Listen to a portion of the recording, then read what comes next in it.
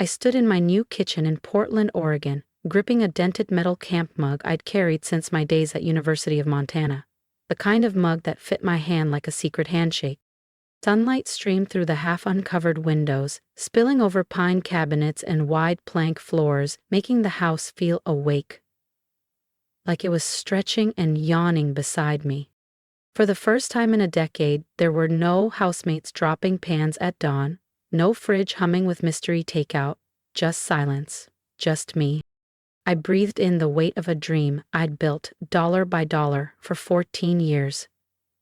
This house, 2 stories, 3 bedrooms, a fenced yard big enough for tomatoes and maybe blueberries, wasn't just a roof and walls. It was freedom. Mine. No mortgage, no co-borrowers, no favors owed.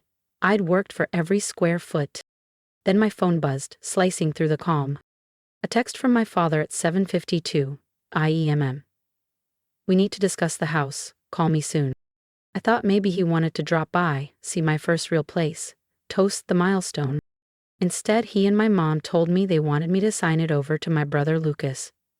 They insisted it was the right thing for the family, that I was selfish for keeping something I'd bought on my own. 3 weeks later, they filed a lawsuit to take it away. My name is Paige Martin, I'm 35 years old, and this is the story of how I fought to keep what was mine, and how one single question from a judge cracked every lie my parents had built. Let me bring you back to the day it all started, to the betrayal that felt like a knife twisting between my ribs. That morning, after Dad's text, I set my mug down on the counter and called him. His face appeared on my screen, worn and tight. No hint of pride, no softness. We've talked it through, he said, and we believe it'd be fairer if Lucas had the house. I stared at him, my brain blank. What?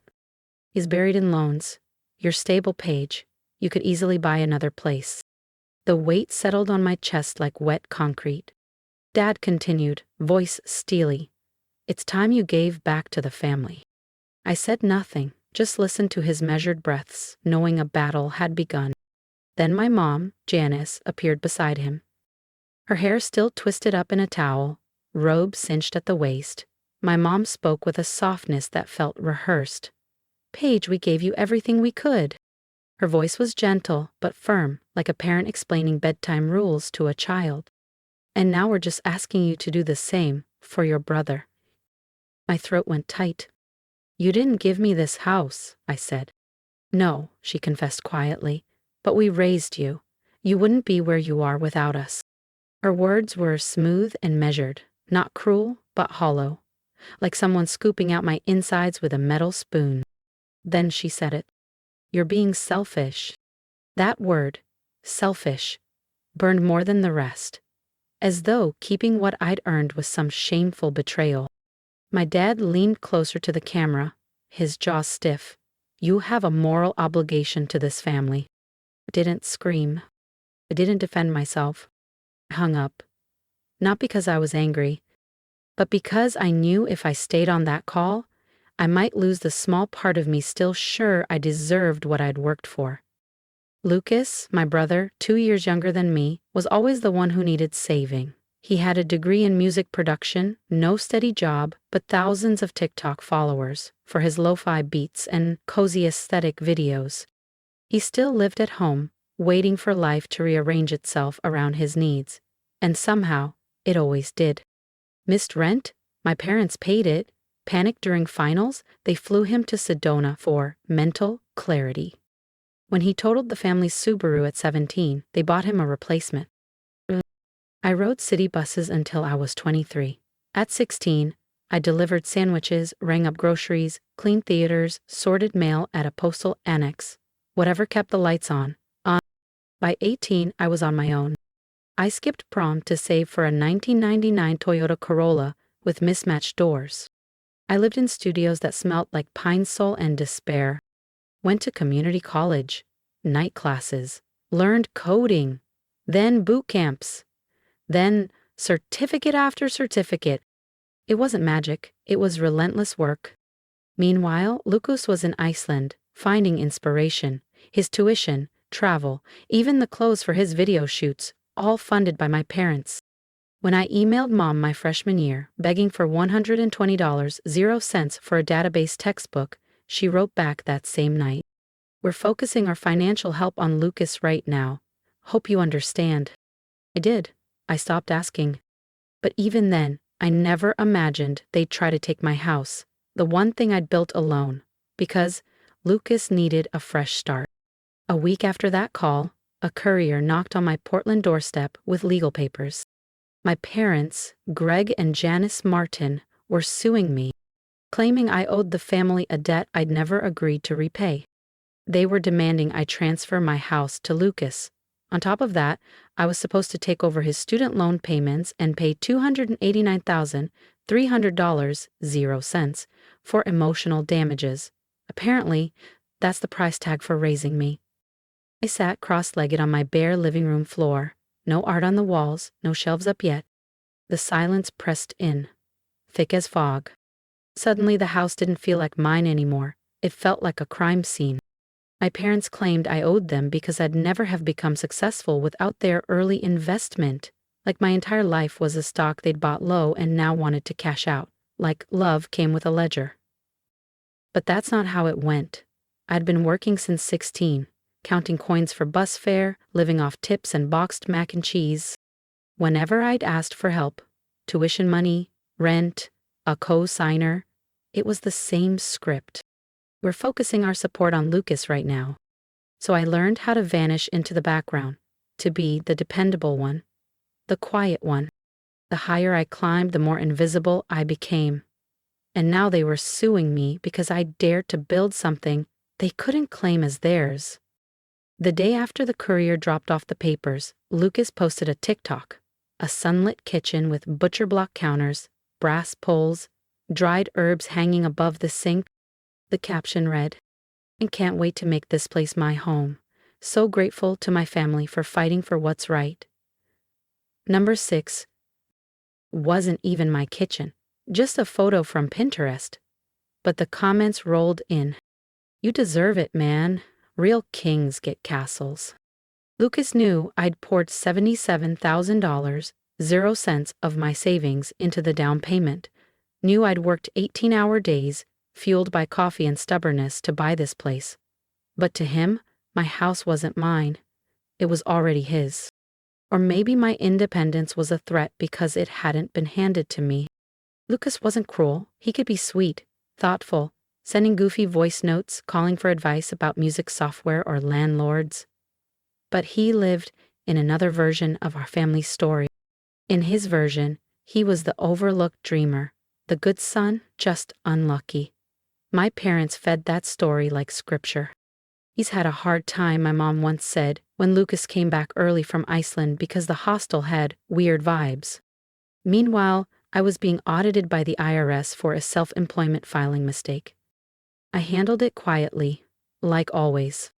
That same week, my Aunt Elaine, my mom's sister, called me, furious that I'd never invited her to my community college graduation years ago. "You've let success go to your head," she snapped.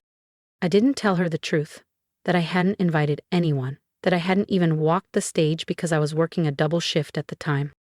Later, I found out Aunt Elaine was funding my parents' lawsuit, not because she believed Lucas deserved my house, but because she thought I needed to be brought back down to earth. That's what family meant to them. If stories like mine strike a chord, don't forget to hit subscribe so you won't miss what happened next, because the courtroom showdown was only the beginning. That's what favoritism looks like when it wears the mask of fairness. It doesn't scream or strike. It quietly clears the path for one child while the other fades away. And when the quiet one finally says no, it's labeled rebellion. For years, I was the invisible one, the daughter who asked for little and usually got less. I remember being 17, standing in our tiny kitchen in Portland, asking my mom if she could help with $50 for a bus pass. She sighed, eyes on her phone, and said money was tight. A week later, Lucas got a brand new laptop for his music projects. I didn't get jealous, I just got quieter. I worked harder, saved more, built a career in cybersecurity through endless nights and layer upon layer of certifications. I didn't go to private universities or take spring breaks in Lisbon. I rented apartments with peeling paint, ate dollar store pasta, and learned Python on a battered laptop that froze every hour. My parents called Lucas sensitive, creative, full of promise. They called me practical, which really meant, you'll figure it out. And I did. I learned how to pay my own way, how to climb without help, how to stretch every dollar until I could buy a house free and clear. But the instant I did, they saw it as a resource for Lucas. The lawsuit wasn't only about the house. It was about control, about them realizing I no longer belonged to their narrative, and that terrified them. They'd built a family where Lucas was the star, and I was the stagehand, expected to stay in the shadows and clap. When I stepped into my own spotlight, they panicked. They thought their guilt trips would pull me back in line. But I wasn't that quiet daughter anymore. Over the years, I'd saved every record, not out of spite, but survival. Emails from college begging for textbook money, always answered with, "We're focusing on Lucas right now." Bank statements, pay stubs, receipts for my first car. Those records became my armor. The first hearing happened 2 months after the papers arrived. I came alone, no lawyer. Just my interview suit and a folder stuffed with documents, pay stubs, mortgage papers, wire receipts. When my parents walked in, I barely knew them. Lucas hovered by my mom, clinging to her arm. Behind them stood Aunt Elaine, hair curled, eyes sharp. They showed up in matching white t-shirts stamped with bold black letters, "Family comes first." I didn't flinch. I just faced forward and waited. The courtroom felt cold under buzzing fluorescent lights, nearly empty except for the judge, the clerk, the court reporter, and a few strangers scattered across the benches. The bailiff called our case. We stood. Their lawyer, a weary-looking man in a loose tie, began reading the claim. The Martins contend that Paige would not be in her current financial position without their emotional, physical, and financial investment. In light of Lucas's financial hardship, Paige should transfer the home to Lucas and continue paying the mortgage for 2 years. The judge turned to me. "Do you have a response, Ms. Martin?" I rose, my voice calm. "Your Honor, I'm the sole mortgage holder. I paid every cent myself. There's no co-signer, no loans from my parents, no legal obligation." I handed over my folder of documents. A hush stretched across the room. Then the circus began. Lucas stepped forward, tears glimmering in his eyes, and tried to hug me. "I forgive you," he murmured, just loud enough for the court to hear. "I forgive you for dragging this out." I stepped away. He stumbled. My mother gasped like I'd slapped her. Aunt Elaine hissed, "Ungrateful little thing." The judge rapped her gavel. "Order, please." Their lawyers started presenting photo albums from vacations I barely remembered. A crumpled $12.99 burger receipt from 2004 was labeled as evidence of parental investment. Screenshots of texts I'd sent, "Love you all," were held up as proof of an emotional bond. Then Lucas pitched a plan to turn my house into a recording retreat for emerging musicians. The judge asked, "Have you earned income from this work?" Lucas hesitated, then smiled. "I'm a digital creator. I'm building my brand. These things take time." "What's your current income?" the judge pressed. Lucas looked at my mother, who interjected, "He's in a transitional phase." The judge turned to me. "Ms. Martin, anything else you'd like to submit?" I nodded and handed over a slim folder. Emails from college asking for help. Always answered. "We're focused on helping Lucas right now." The judge read them slowly, leaned back, and swept the courtroom with a look that seemed to see every lie. 5 days later, the ruling arrived. Case dismissed. No legal merit. No big drama, just a quiet line confirming what I'd known all along. You can't sue your child for choosing freedom. But silence didn't last. The next day, my security camera caught Lucas standing by my driveway, nervous, frozen, then leaving without a word. 10 minutes later, Aunt Elaine appeared outside my fence, gripping a can of spray paint. She froze when the motion light blinked on, then slipped away into the night. I filed a police report. The next morning, Lucas launched a GoFundMe titled, Help me rebuild my future after my sister stole my home. He used that same Pinterest kitchen photo, the one with subway tiles and brass fixtures, and claimed I'd cheated the system and abandoned family values. My mom started posting in local Portland Facebook groups, calling me ungrateful, insisting I'd shattered the family. Then the text came. Due to recent events, Paige will not be welcome at Thanksgiving until she makes things right. I didn't reply. I ordered Thai food and watched a documentary about sunken treasure ships. The family group chat fell apart a few days later. My cousin Rachel spoke first. You paid for Lucas's $200,000 0 cents music degree while I worked nights to get through community college. Then another cousin chimed in. Remember when I asked for $200 for textbooks and you said money was tight, but bought Lucas a MacBook that same week? The chat blew up. Quiet relatives started remembering all the times they'd been passed over, all the quiet sacrifices no one talked about. Even Grandpa Raymond, my father's dad, finally spoke up. You two are a disgrace. Paige succeeded in spite of you, not because of you. That sentence hit me harder than any courtroom ruling. It was the first time someone in our family said it out loud. 6 months have passed. I still haven't spoken to my parents. They text sometimes. My mom writes, "We're struggling financially. When will you come home? Your brother can't find stable housing. He's hurting." My dad sent a single, cold email. "When will you forgive us? Families should stick together." Don't reply. I don't block them. I just let the words arrive and go nowhere. Lucas works part-time at a coffee shop. He posts TikToks about rude customers and toxic family dynamics. His GoFundMe was eventually shut down for violating guidelines.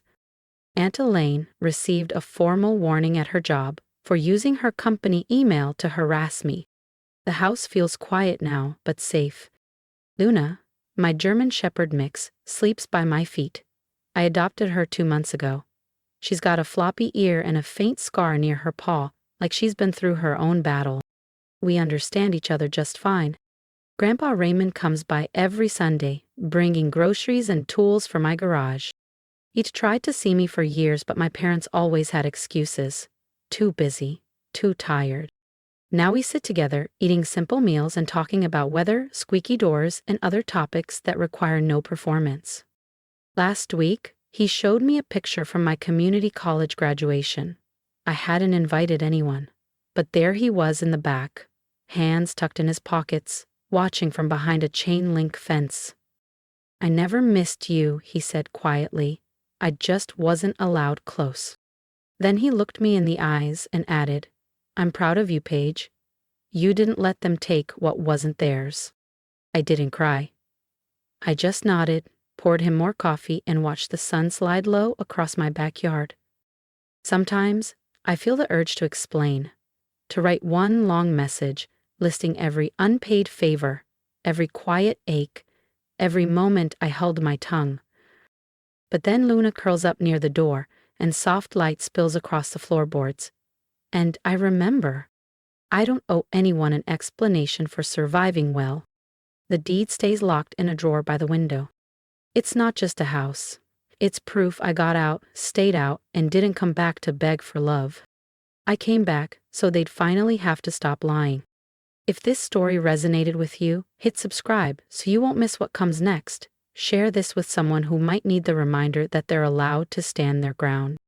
Drop a comment below and tell me your story of breaking free. Let's keep this conversation going. Your voice matters, and I'm listening.